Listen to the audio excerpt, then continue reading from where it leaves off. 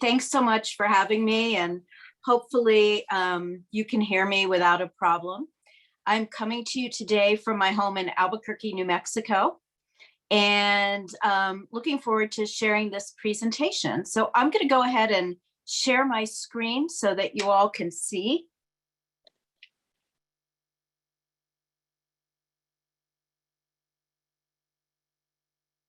Okay, it should say Stars of David on the Santa Fe Trail. And this is part of the Jewish immigrant experience, I think, that we don't talk about as much as others, or we don't think about as much as others. So I'm excited to share it with you.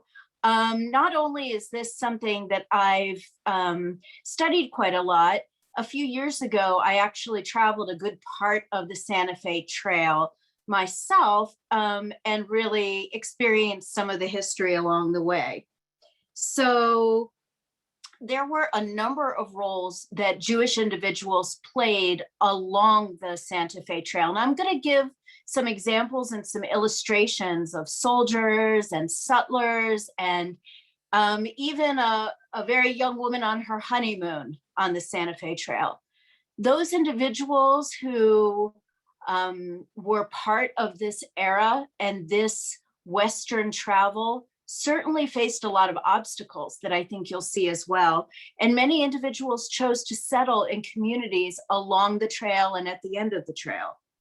So the picture that you see on this first slide is actually three Jewish individuals who freighted merchandise up and down the trail. And they're photographed here with Kiowa Indian scouts. There are 23 distinct tribal communities actually in present day New Mexico and more along the route. So Native American connections were a big part of the experience, as were connections with a wide range of other ethnic groups. So this year marks an anniversary of the Santa Fe Trail. And it was part of the westward expansion in the United States. In 1821, Mexico became independent from Spain.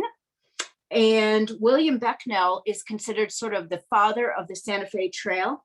He traveled along the trail from Santa Fe to St. Louis, or I should say the other way, from the St. Louis area to Santa Fe.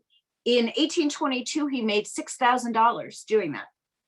So there was opportunity for profit along those 850 miles.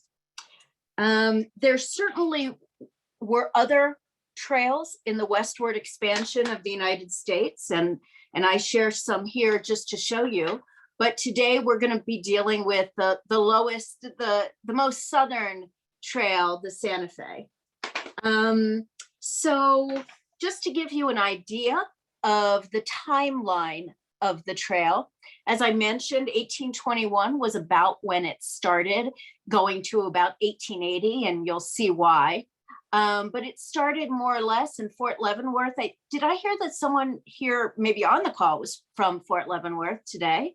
We have some people from Overland Park, Kansas. Overland Park, great. So we've got Kansas represented. That's wonderful. The trip itself could take two routes. There was the mountain route, as you could see, that went through Colorado, passed through Bent's Fort, which I'm going to talk about, came into New Mexico through Raton Pass, and then down to Santa Fe. The other route was the Cimarron route, and that kind of clipped the top of Oklahoma and then came into New Mexico. It took an average of 25 to 30 days to go between Independence, Missouri and Santa Fe in 1858. And if you were paying for your travel as a traveler, it cost about $150, which is more or less equivalent to $4,500 in today's money. And just like Southwest, your baggage was limited. You could take on 40 pounds of baggage on the trail. You were given, if you were a male passenger, you were supplied with arms and ammunition. But many of the folks that we're going to be talking about today weren't necessarily passengers, but were traders on the trail. They typically would leave, if you were leaving Santa Fe, you'd leave in the spring in April or May. You'd reach Independence, and then you might continue east to make more purchases.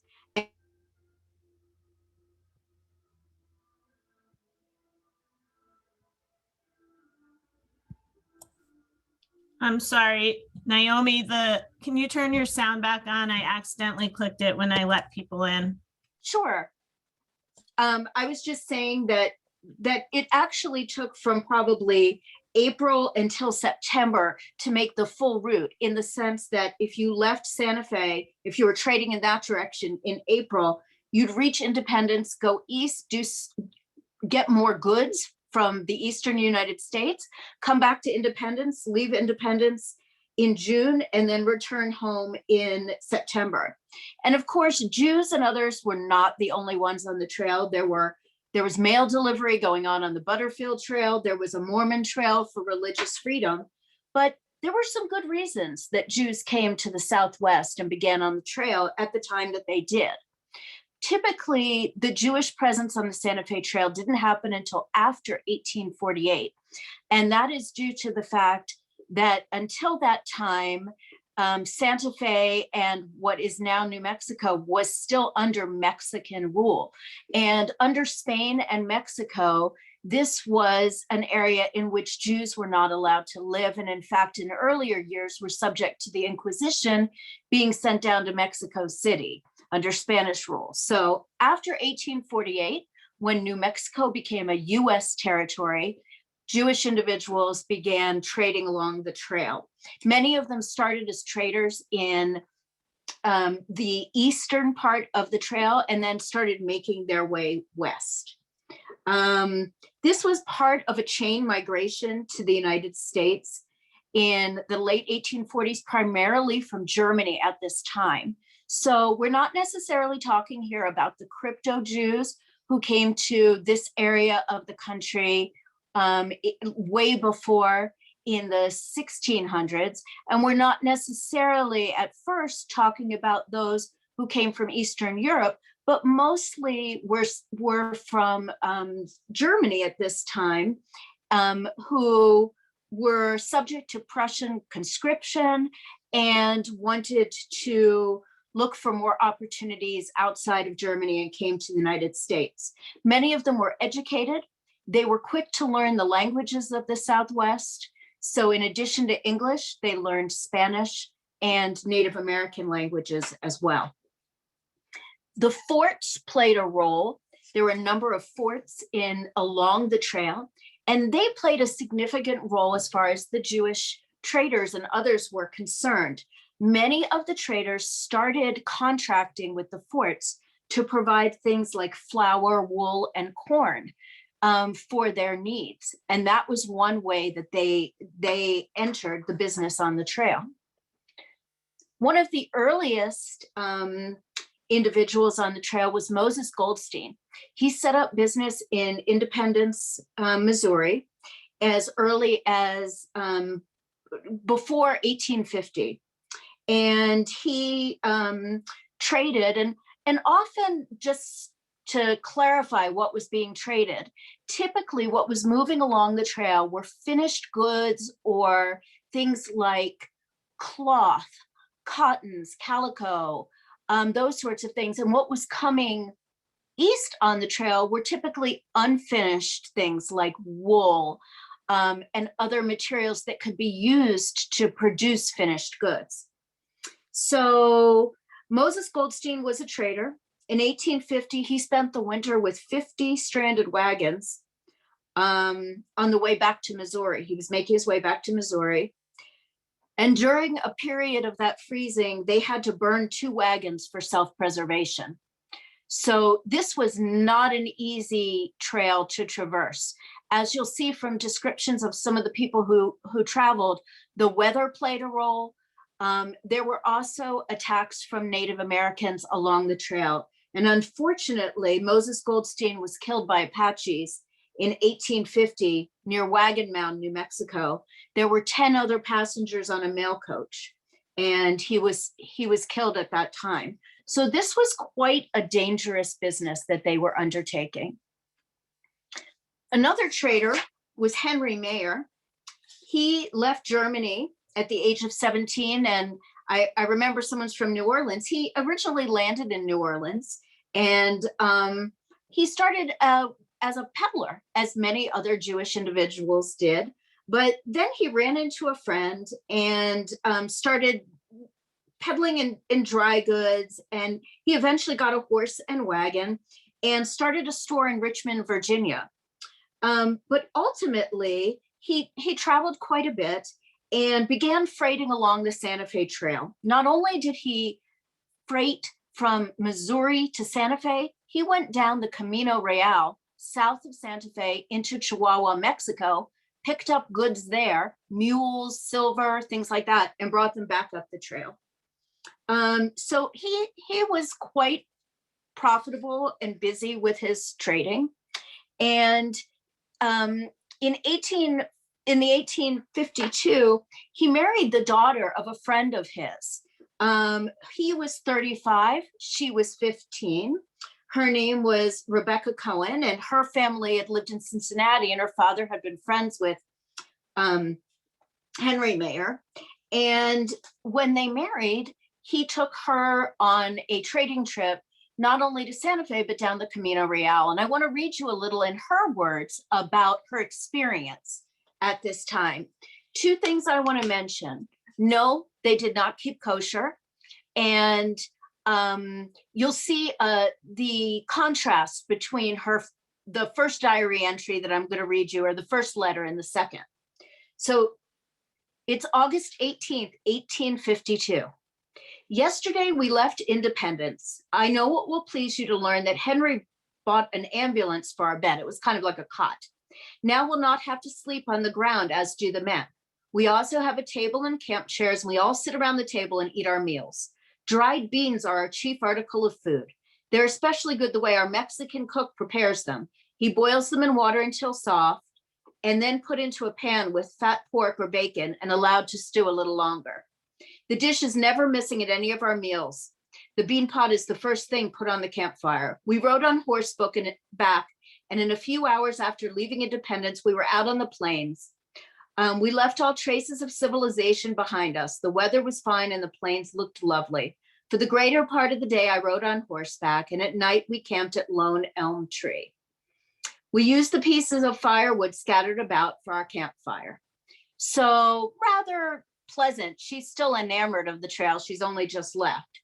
Now it's November 1st. They're south of Socorro, New Mexico, which is about, it's about maybe 90 miles south of Albuquerque, where I am now. Traveling now is so rough and hazardous, I cannot write in my diary each day. The worst place we came to was called Dead Man's Journey, which is a 90-mile journey without water. We had to make this stretch without stopping. The road is very bad, being strewn with rocks and sand. At last, we reached a plain on a terrace with half our wagons when a severe storm came up suddenly and men and animals were drenched. We worked almost all night to bring up the balance of our wagons, and that was done only by doubling the teams.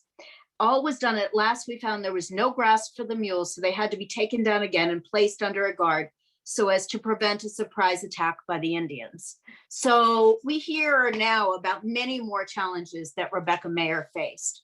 The couple actually made their home for a couple of years in Chihuahua before continuing their trading. One of the places that I had pointed out on the map was Bent's Old Fort, which was not a military fort, but was actually a gathering and sort of staging place where travelers along the trail and others could meet. They could get their horses taken care of. They could get any supplies they might need. It was established in 1833. And it was also a place of cultural exchange because in addition to the travelers and traders, there were Native American and Mexican individuals. There were African American traders and soldiers, mountain men, French trappers. So it was very much a culturally diverse place where Jewish individuals would have come in contact with many others. I wanted to share one of the early soldiers who also traveled the trail. His name was Louis Felsenthal. And in this photograph, he is the third from the left. He arrived in the New Mexico Territory at age 26, and he worked as a clerk in Santa Fe. And he decided to volunteer as a Union officer in the Civil War for the 1st Regiment of the New Mexico Volunteers. Kit Carson was the colonel of those volunteers. And there was a Battle of Valverde, which is south of near Socorro that I just mentioned, between the Confederate Texans and the New Mexico Union troops, of which he was a member. And he and his fellow soldiers guarded the Santa Fe Trail. And I want to read his orders. Well, 2 things I want to read to you.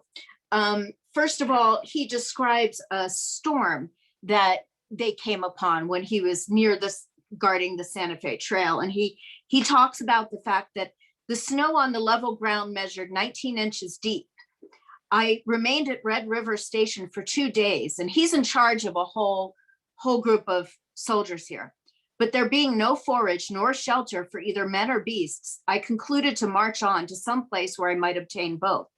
It took us 4 days and very hard labor to come from Red River Station to Mr. Maxwell's ranch, and not being able to attend there what we needed, we proceeded to another place where we arrived 2 days ago. For miles and miles, the company had to march through snow, which reached to their waist belts, and had even then to assist in pulling and pushing the wagons. I was fortunate enough to lose no mules, but they were utterly exhausted, and many needed good rest and care. Now he goes on to the men in his care. Many of my men had part of their feet frozen, and the majority got snowblind. So there were dangers as well, certainly from the weather. And he had orders in 1865 to guard the trail and to go from the northern part of the trail in New Mexico on to Fort Larned in Kansas. And his orders say, Captain Felsenthal, and he was a captain, is expected to look out for the safety of animals and property he is to escort and guard. It is hoped that he and his company will not only be ready to fight, but will fight any number of hostile Indians they may meet or who may attack or menace the company by night or day in storm or fine weather. It is hoped that neither officers or men will be off their guard or idle away their time, but will attend to the business for which they are paid. And certainly every man was armed to do so. So after the Civil War, Felsenthal returned to Santa Fe.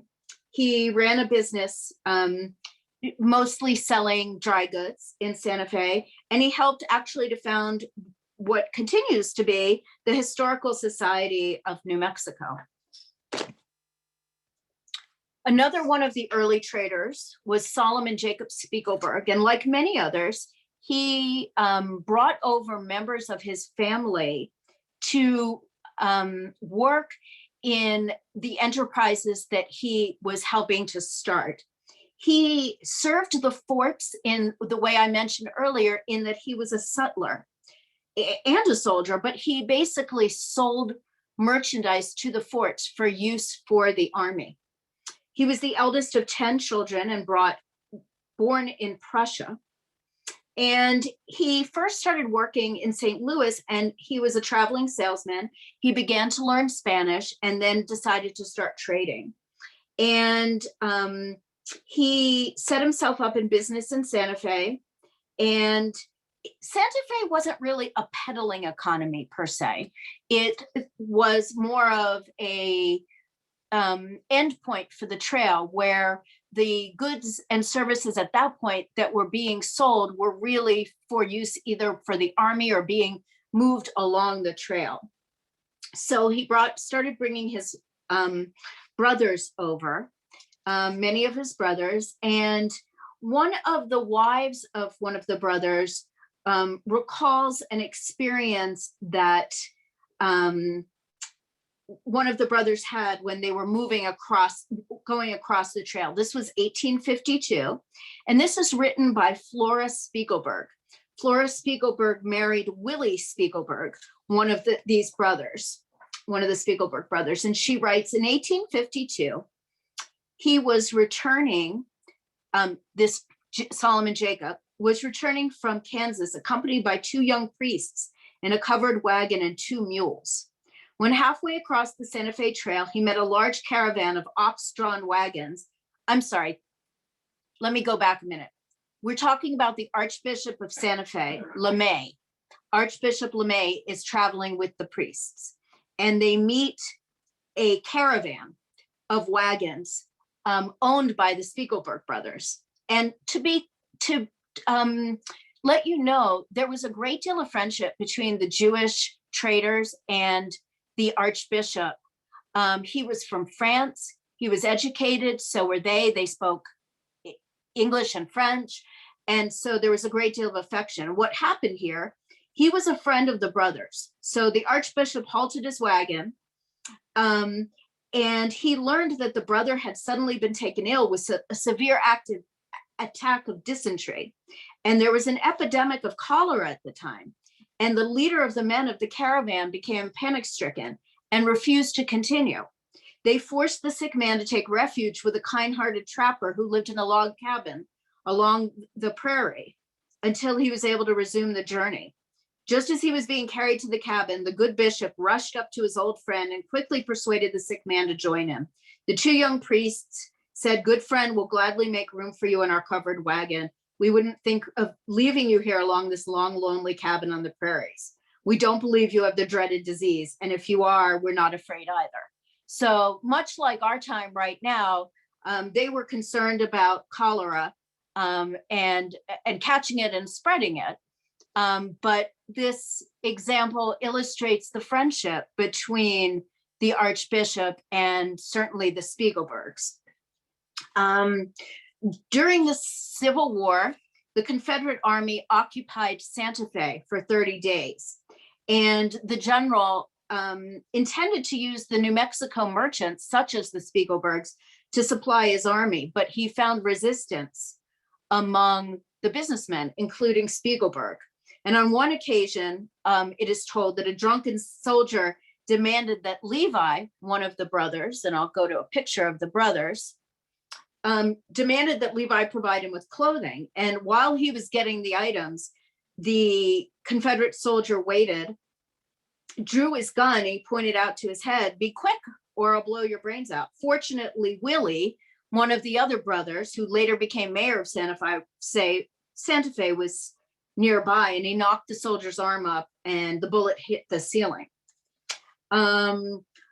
So this family stayed on in trading along the trail. They also had other family members in New York who helped finance, because purchasing some of the merchandise required financing. And it eventually led the family to start a bank, the Second National Bank of Santa Fe, which they did. One of their other relatives that I mentioned a moment ago, Freya Spiegelberg, is the self-described bride of the Santa Fe Trail. She married Willie, who I just mentioned, the youngest of the brothers. She was a very formidable woman in her own right. And after her honeymoon, she arrived in Santa Fe in 1875. She wrote a children's book. She started the city's first non-sectarian school for girls. She ran 2 religious schools, a Hebrew school on Saturdays and a Catholic Sunday school. And at the time, there was not a Jewish congregation in Santa Fe, and there wasn't to be until the 1950s, although there was in nearby by our terms, but Las Vegas, New Mexico. But she held Passover and high holiday services in her home. So she was a very influential woman in New Mexico history, eventually moving back to New York. This is the bank that the family founded. And I'm going to go on to another family, the Seligmans. The Seligmans also came from Germany to Santa Fe in 1849. And they, again, moved all of these goods and services, goods along the trail. The reason that bank was started, that was important, was because New Mexico was really a bartering economy before those banks started in the 1880s. You were really trading if you were in New Mexico, and it was only outside of New Mexico where you were using American cash money to buy. Another really influential and powerful woman on the trail was named Cohen. Yetta was came to the United States, was married, and had several children, lived in Kansas and Denver with her husband until they decided to come to Las Vegas, New Mexico, which was a very, as I mentioned, the first synagogue in New Mexico was in Las Vegas, and several of the Jewish merchants made it their home. And they moved to Las Vegas. They arrived in the town in the middle of the 1860s, and they were greeted by, and I'm quoting here, the not so pleasant sight of some men hanging from a windmill tower in the town's plaza. Las Vegas is said to have hanged more men than any other Western town. She and her husband opened a store. She worked as a seamstress, but unfortunately, he died very early in 1878. He left her with 4 children and the store. She decided to move outside of town to a place called Montoya, New Mexico, and began purchasing land. And together with her children and her purchases, she was able to purchase more and more land until she started a cattle ranch. She ran that ranch along with her family for quite a long time. She served as the postmistress, and that, while I don't believe it's still in the family, that cattle ranch is still operating in Montoya, New Mexico, and is one of the largest ranches in the state. Some of you may have heard of the Illfeld family. This family, again, arrived around the same period in the 1860s.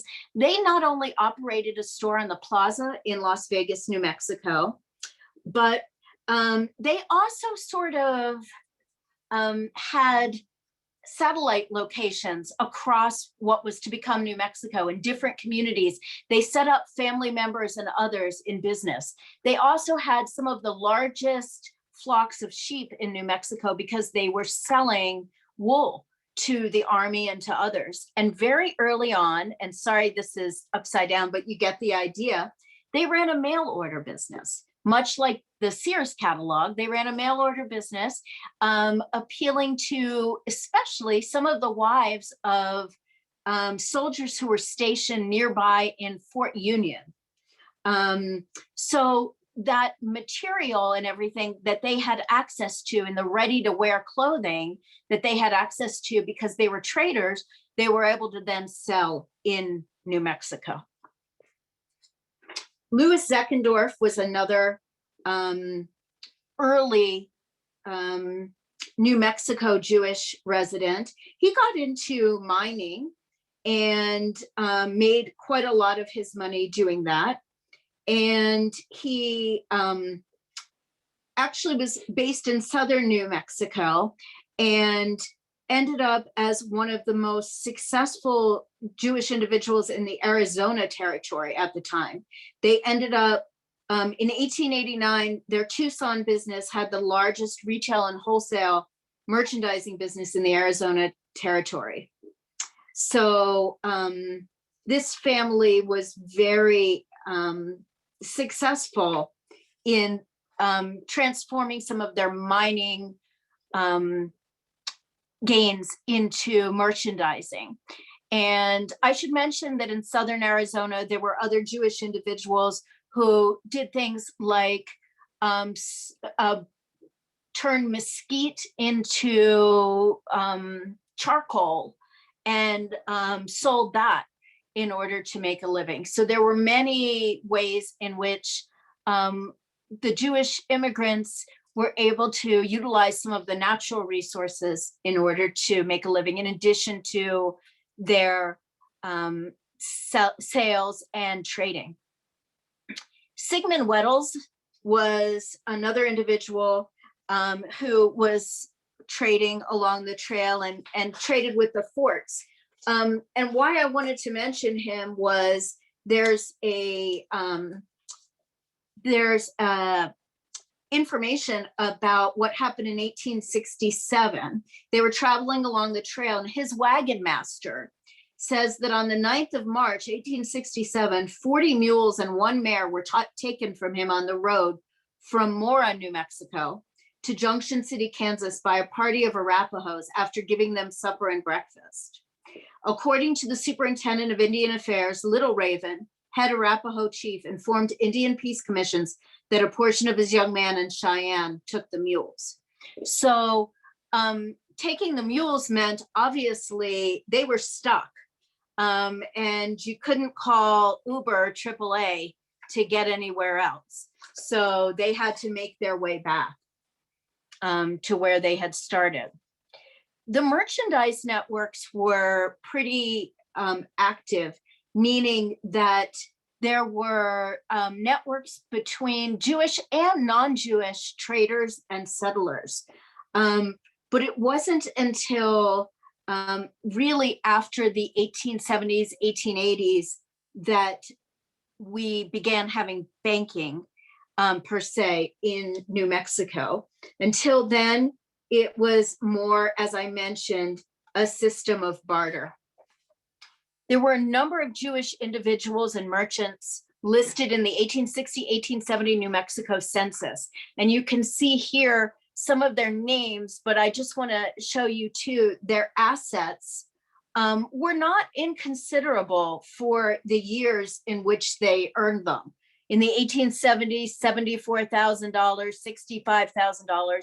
There's a larger list here that I'm sorry isn't appearing, but most of the individuals you see here came from what is modern day Germany, although at the time we see here Prussia, Poland, and Hanover are on the list. Along the trail as well, there were definitely places where Jews stopped and settled. And I wanted to mention a couple of those. One of the places, and this is hard to find, I actually visited here, was Beersheba, Kansas. And Beersheba, Kansas was one of several Jewish agricultural settlements that were developed for incoming Eastern European Jews after the killing of Tsar Nicholas and dire conditions for Jews in what is now present day Russia. And Beersheba in particular, which is not far from the trail, was founded by Rabbi Isaac Mayer Weiss, the founder of the American Reform Movement. And what happened was they brought these newly arrived families to Beersheba, which is 36 miles from Garden City, Kansas. And as part of the homestead movement, if these families could farm and homestead, after 5 years, they could have the land and become citizens. And there was a dispute between some of the settlers and Weiss, and in a couple of years after the settlement started, all of their tools and some of their livestock were recalled.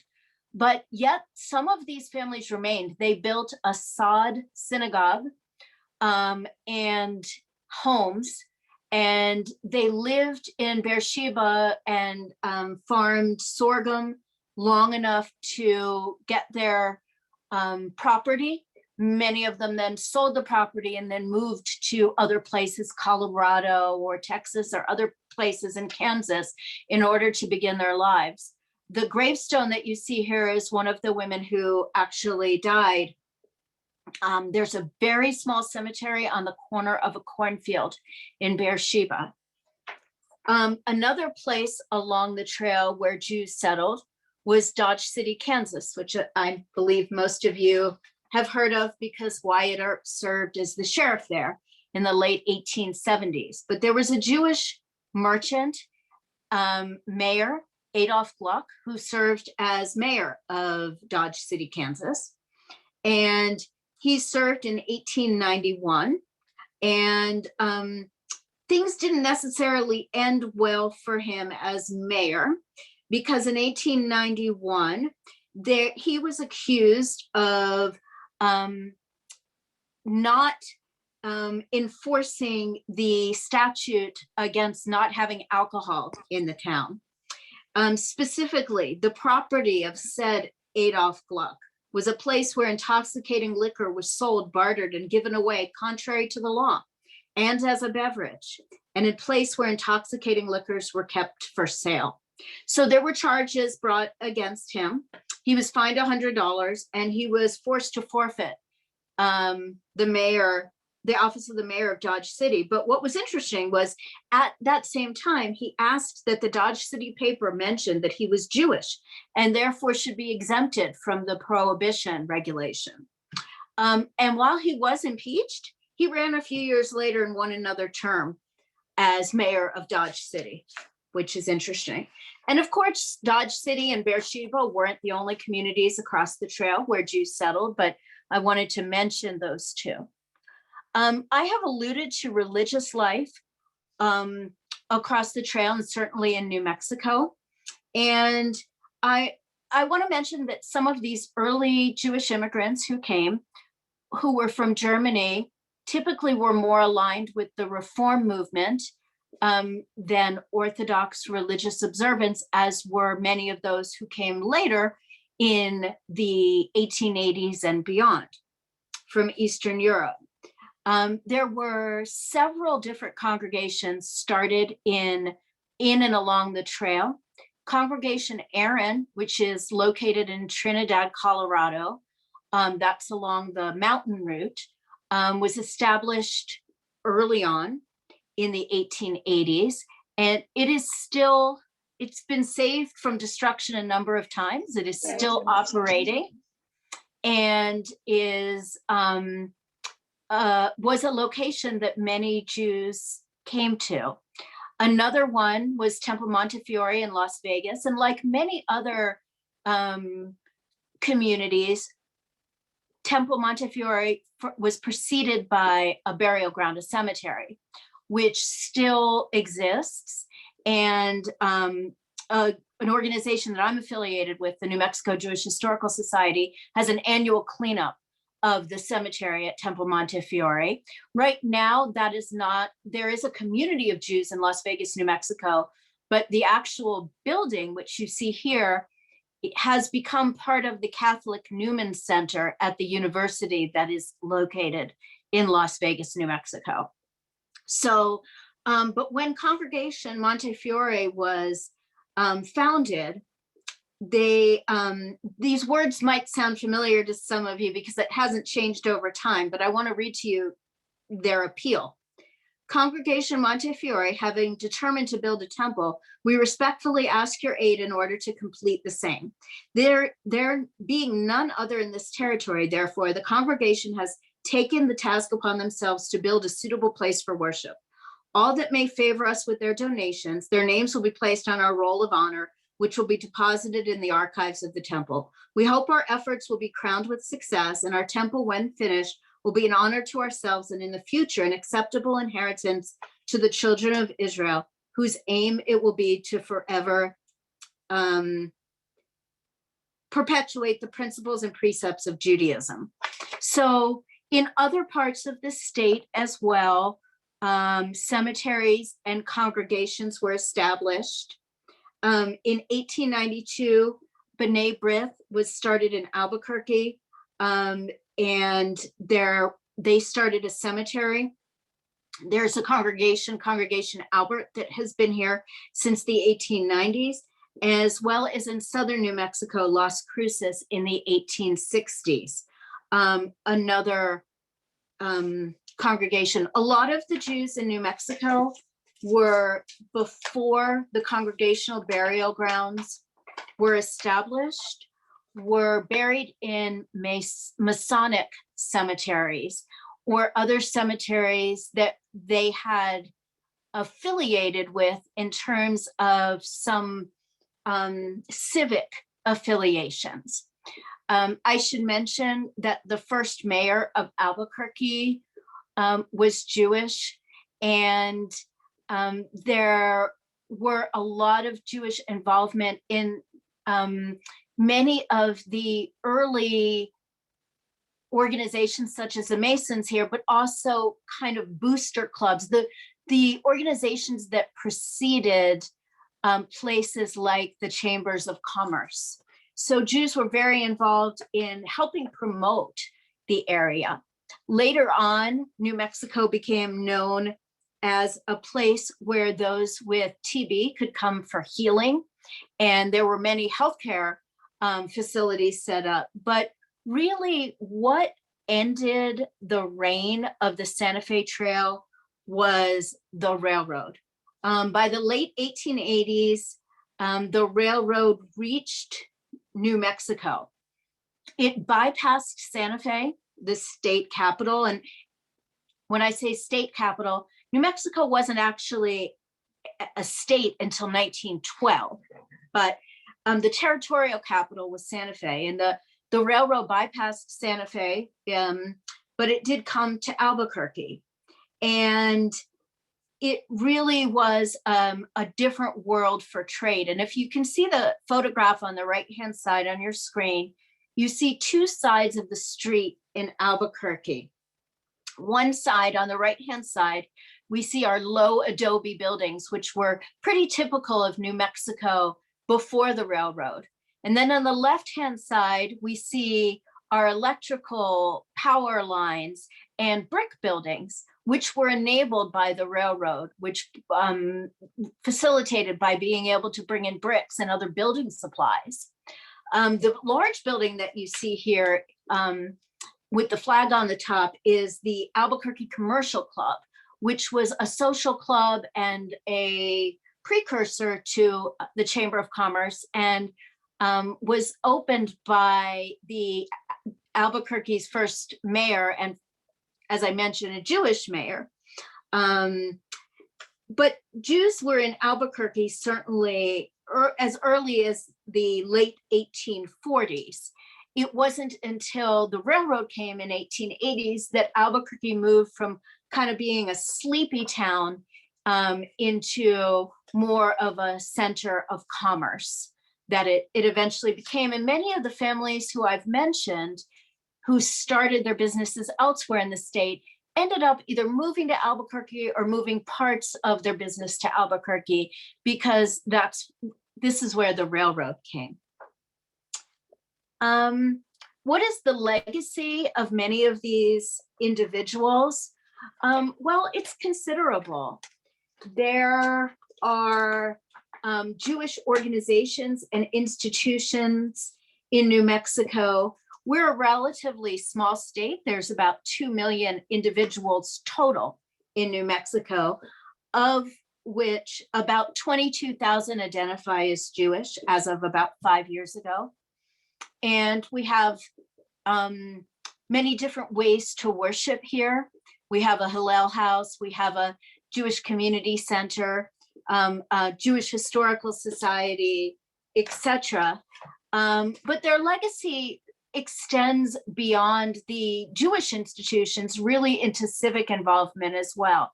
As I mentioned, many, in addition to the first mayor of Albuquerque being Jewish, subsequent political figures, legislators, judges, scientists, educators, and others have been Jewish and have really contributed to the overall community that is here today. So I do have a bibliography, and I'm happy to send that to Hillary, in addition to a reading list for Western US Jewish experiences. But now I'm also happy to engage in conversation, to answer any questions that you might have. And thank you very much for being here today. Thank you, Naomi. That was really very interesting. I don't know much about New Mexico other than Rabbi Black, Joe Black, has come Yes. to visit Chicago. He's often. wonderful. Yes. So for those of you who don't know who Joe Black is, he's a singing rabbi. He comes from New Mexico, and he's really beloved by summer camp kids across the Midwest. So we do have a couple of questions. You talked a little bit about the 2,200 Jews, did you say? 22,000. I should have said 22,000. So I apologize. nope, that's okay. So there's a nice sized Jewish community. Is it spread out across the state, or is it kind of compact in a general area? So the Jewish community here largely mirrors the population in general, in terms of there's a corridor from Santa Fe down through Albuquerque, which is in the central part of the state. And then Las Cruces in the southern part of the state is adjacent to El Paso, Texas.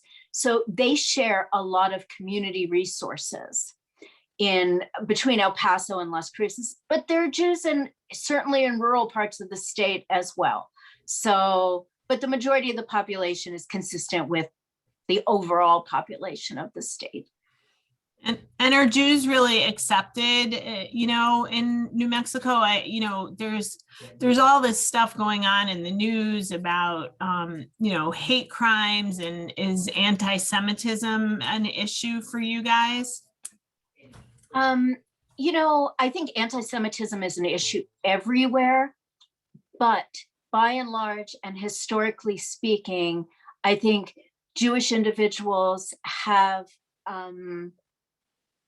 fared very well in New Mexico in terms of anti-Semitism. Yes, there are incidences. However, I think in a state that is very multicultural, there's a lot of interest in Jewish life. And Hillary and I were talking before my talk, and while I didn't address the crypto-Jewish experience, which is that of individuals who may have come here as practicing Catholics with a hidden Jewish identity that went back to the Inquisition, there are individuals who identify with Jews as well. So that may be part of it. There's also no quote unquote Jewish ghetto in terms of geography or neighborhood. Let's see who this is. Nancy's asking, how does the Jewish community interface with the Native American community? That's a great question, Nancy. There are a lot of interesting connections. So I'm going to speak first historically and then in the modern moment. So historically, there was a lot of mercantile and trade relationships between Jewish and Native Americans. As Jews operated different stores, they traded with Native Americans to purchase items that they then sold in the stores, and also employed Native American craftspeople to demonstrate, particularly for those of you who are familiar with the Fred Harvey Company. The Fred Harvey Company, what's the right word? Representative in New Mexico was Jewish, and he made a lot of trips to purchase from Native Americans. Over time, those relationships changed. There is an often told story that one of the governors of one of the pueblos here, and there's 21 pueblos in New Mexico, was Jewish, and it was true. He was a governor of the pueblo at one point in history, but at this point, there's dialogue between Native American and Jews, particularly like Congregation Albert, that's the congregation to which I belong, regularly has speakers and visitors and connections with our Native American communities and neighbors. So, and there are those in the community that really help promote those relationships. But the relationships are with, just to be clear, 23 sovereign nations within the state. So it'll be to a greater or lesser degree, depending on, the relationships with the different governors. Helen's asking if there is a synagogue in Santa Fe. There are at least 3 synagogues in Santa Fe, in addition to a Chabad presence, but really didn't come about until, none of them really came about until the 1950s. So again, Santa Fe not being as big a population center, that didn't mean that people didn't observe there. It just wasn't formalized the way it was in other parts. Can you keep kosher in New Mexico? Do you have access to kosher? Absolutely, you can keep kosher now. However, at the time that my great great uncles came, which was at the turn of the century and about 1910, before statehood, it was very hard. The only way you could keep kosher then in terms of meat was people pooled together their resources and brought in kosher meats from Denver or El Paso. And typically there were a couple people in town who had large freezers and stored the meats, and then distributed them to members of congregations or those who wanted to keep kosher. There was a kosher style deli restaurant in downtown Albuquerque that was not kosher, but was the de facto meeting place for all of the politicians and others, Jewish or not, in the state, and certainly in Albuquerque. But yes, you can keep kosher, and it was harder, but you could keep kosher once refrigeration was available. I think that's pretty common, the Jewish people hanging out in the Jewish style restaurants and such. We have that here too. Definitely. It wasn't just Jews, to be clear. It was like the future senators, like Senator Pete Domenici of New Mexico had a table there, so it was more of a community space. Edward is asking, you noted that Las Vegas was a center of Jewish life in the 19th century. Is it still, or did that end as Las Vegas declined compared to Albuquerque? It definitely ended as Las Vegas declined. It still has a small Jewish community, a Las Vegas Jewish community is there, but it's relatively small. There are sometimes services held at the former Congregation Montefiore building that I mentioned is now owned by the Newman House at Las Vegas Highlands University. But we, the New Mexico Jewish Historical Society, have had several conferences in Las Vegas, New Mexico. One of the hotels up there, a historic hotel, was founded by Jewish merchants, and it's there's quite a lot of Jewish history in that part of the state. Yeah, Eddie made a comment. Santa Fe has a strong Jewish community. The Las Vegas Synagogue is now a Catholic institution. The main native souvenir shop used to be owned by a Jew. Yeah, there were many Jewish-owned businesses and warehouses on the plaza in Las Vegas. Some of the names that I mentioned, Illfeld, but there was also Stern was another name. And I should say that we haven't talked about it, but many of the Jews who came after these initial Jews really came in the early 1900s before immigration stopped, typically stopping somewhere else in the United States before coming to Albuquerque. I mentioned my own family came to Albuquerque. They were tailors. They ran a menswear shop. There were others who ran flower shops, other businesses who were more from Eastern Europe and who also spoke Yiddish. And like I said, typically came elsewhere in the United States first before ending up in Albuquerque or other parts of the state. Fran is asking about Wyatt Earp's Jewish wife. So yes, Wyatt Earp had a Jewish common law wife. Her name was Josephine Marcus, and they were definitely together in Tombstone, but they also visited at one point, the mayor of Albuquerque that I mentioned before, Henry Jaffa,